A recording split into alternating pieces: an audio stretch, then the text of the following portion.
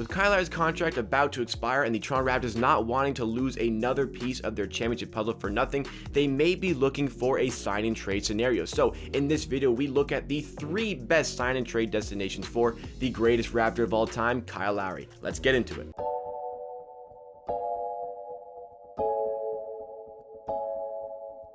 What is up, NBA and Raptors fans? This is Amateur Hour Sports, the channel where you get NBA content with a focus on the Toronto Raptors at least 4 days a week. That's Monday, Wednesday, Friday, and Saturday. This is your Monday video where we're talking about Kyle Lowry sign and trade destination. So if you like what you see from today's video and you want more of myself talking about the Raptors in videos and content just like this, make sure to hit that subscribe button down below to show support to the channel on our road to 4,000 subscribers. Also check out our Twitch, twitch.tv/amateursports. The link is down below in the description. But today's video, again, we're going to be uncovering the 3 best sign and trade destinations for Kyle Lowry. And this video is irregardless of what you think about Kyle Lowry, whether he should stay with the team, whether he should be left to go in free agency, whether we actually should sign and trade him. Let's take a hypothetical situation where Kyle Lowry decides that he does not want to stay with the Raptors for whatever reason. Maybe he doesn't think that we're going to be contenders and maybe wants to go somewhere else where he can be more in line for another championship. Let's just say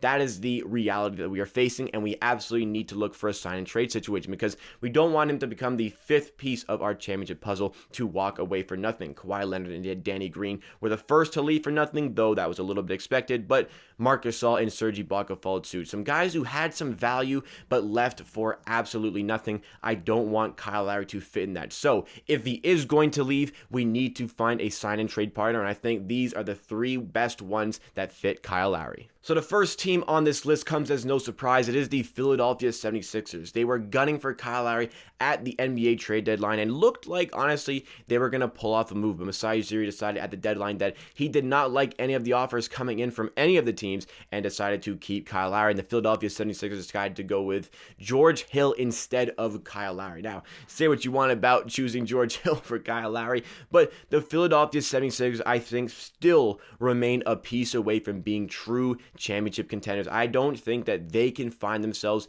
into position to win a championship if Ben Simmons is playing as their point guard. Now, Ben Simmons, though he is a good player, he has really not improved any facet of his offensive game since coming into the league. He is undoubtedly one of the best playmakers and one of the best passers in the NBA, but if he's not hitting a layup, he really can't get his points anywhere else, and that includes the free throw line. Without Ben Simmons developing any facet of his offensive game, I think that this Philadelphia 76ers team is limited. So moving Ben Simmons to the 3, the small forward position, and adding in Kyle Lowry as a point guard to truly space the floor for this team, adding in Seth Curry definitely helped this team, but adding in a true point guard to this team to be the glue, to be that serial winner would make a lot of sense. And adding in Kyle Lowry, who is definitely going to rep the Philadelphia 76ers. He's from North Philly. That's his hometown. He's definitely going to rep the city and wear the jersey proudly if he goes there. I think that this is something that would significantly benefit the Philadelphia 76ers. They may feel like time is running out on their current core, so why not make another home run move to try to get that championship for the city? Because with the players in place, I just don't think they have enough to make it happen. Now, the leverage thing is going to be a problem here because Philly might be looking at a sign and trade situation here like, okay, the Raptors don't have a lot of leverage. We don't really need to give up a lot to get this. But the Raptors can leverage in this possibly other teams wanting to make a sign and trade for Kyle Lowry, and the fact that Kyle Lowry here is going to a direct rival in the Eastern Conference. So the Raptors can be like, hey, if we're going to give you Kyle Lowry, we are giving him to a direct rival. We need to be compensated adequately for that. And Philly have a lot of good young pieces coming up like Tyrese Maxey, Matisse Thybulle, Shake Milton, who went absolutely off yesterday against the Atlanta Hawks.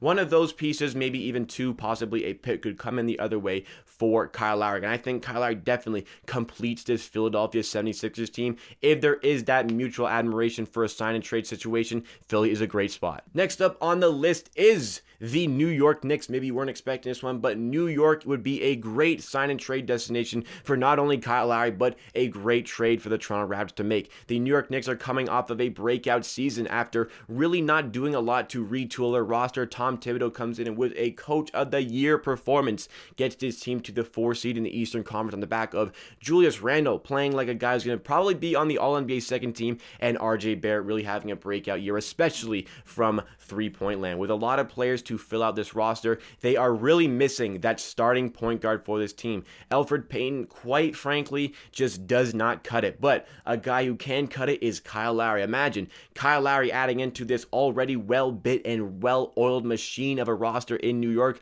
Kyle Lowry would make everything better about this New York Knicks team, who's about to open up at least $59 million in cap space. They would have the money to bring in Kyle Lowry, absolutely, and they feel like he could complete this team and work really well with Julius Randle, who they're hoping that his playoff slump is just that, a playoff slump. Kyle Lowry would be an excellent piece for this team who might want to go decide, let's go try and win a championship. Let's go bring in the pieces in free agency and put Kyle Lowry around Julius Randle, RJ Barrett, and maybe another guy we bring in with our enormous cap space that we actually have at our disposal. They might feel like Kyle Lowry is the man to help them go and possibly challenge for a championship. And they have young assets that can send in the other way. You know, Emmanuel Quickley would be the dream for Raptors fans. However, I'm not sure that the New York Knicks would be fully willing to part with him. They also have the likes of Obi Toppin and possibly Kevin Knox. Now, he's an interesting one because Kevin Knox, though absolutely struggling and not meeting his potential, it's still lingering there. That potential is still lingering. And who better to try and find that potential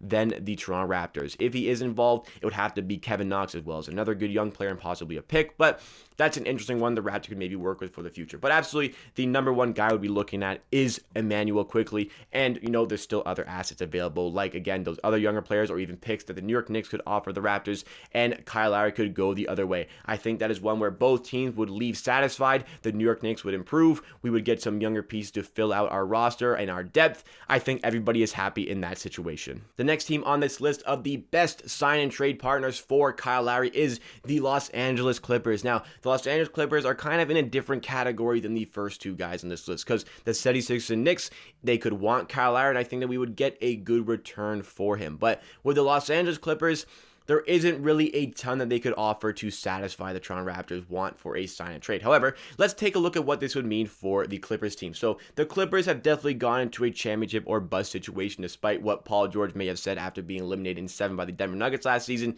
This is championship or bust territory for the Los Angeles Clippers. Kawhi Leonard, I don't think he will deny that player option. I really think he will be back for the Clippers next season. And I think that for the Clippers, this again is championship or bust territory. I just don't think they have enough to go and win it this year. Now, if they go on and win it and in a month's time we go back and look at this video, that could all be irrelevant. They wouldn't really need to make this trade, but I don't think they're going to go win the championship here. And if they don't, they need to make that home run move to acquire a player like Kyle Lowry. Now, when they traded for Paul George, it absolutely was championship or bust because they traded away 5 first-round picks and 2 pick swaps to get him, among other things like Shai Gilgeous-Alexander and Danilo Gallinari. They gave away everything for Paul George, and it was absolutely championship or bust. So the Clippers might be thinking like, okay, this window is coming to a close and we absolutely need to win a championship in this window. Let's make that home run move to bring in a serial winner like Kyle Lowry to help orchestrate a championship with this team. And Kyle Lowry would fit right into a Clippers team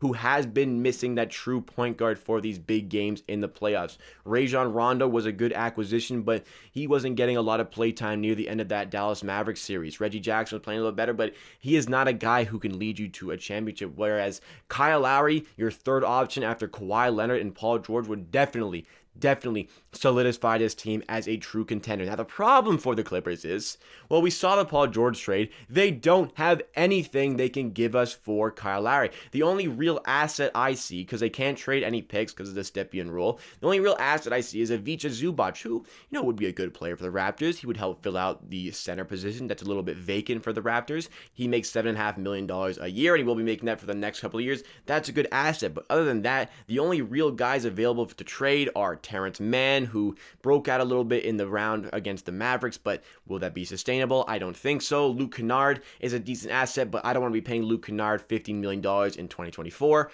Marcus Morris is available, but I really don't want to be paying Marcus Morris $17 million in 2024. Patrick Beverley's another guy they could trade, but he's making $14 million the next couple of seasons. There's really not a lot intriguing that the Clippers have that they can give us for me to want to trade Kyle Lowry. However, this situation means that Kyle Lowry is in the Western Conference, not going to a direct rival where something could be conjured up by the Clippers to satisfy Masai Ujiri if he stays, Bobby Webster, and the rest of the Toronto Raptors organization. So remember guys, this video is irregardless of your opinions on Kyle Lowry being traded or if he should stay. This is just the hypothetical situation of if Kyle Lowry does ask to go to a different team and we can find a sign and trade situation. I think these are the three best destinations for Kyle Lowry. In terms of trade partners, there's no one better than the Philadelphia 76ers. They can give us a nice young piece like Thibault, Maxey, or Milton to come in, and that would satisfy me as well as many other Raptors fans, and I'm sure the Raptors front office. So let me know what you guys think about Kyle Lowry's sign and trade situation. Do you think I got it right with these destinations? Do you think there's another one, like potentially Miami or LA, that would work out for Kyle Lowry? I want to hear all of your thoughts and opinions in the comments down below, because that wraps it up for me for today. Thank you so much for watching. If you are still here for this video, be sure to hit that like button if you did enjoy that video at any point to help us reach some new viewers. And check out our Twitch, twitch.tv/amateurhoursports. We watch along a ton of NBA playoff games, including the Bucks versus Nets tomorrow. Make sure you're there. Go check out the link in the description to join a great community of people. Next to my body, there is the button to subscribe to the channel. Subscribe to the channel on our road to 4,000 subscribers. If we hit 5,000 by the end of the year, I will shave my head again. Check out some other videos by the channel, and always remember, at the end of the day, I believe what I say, and if you disagree, that is okay. We'll see you again next time for another video.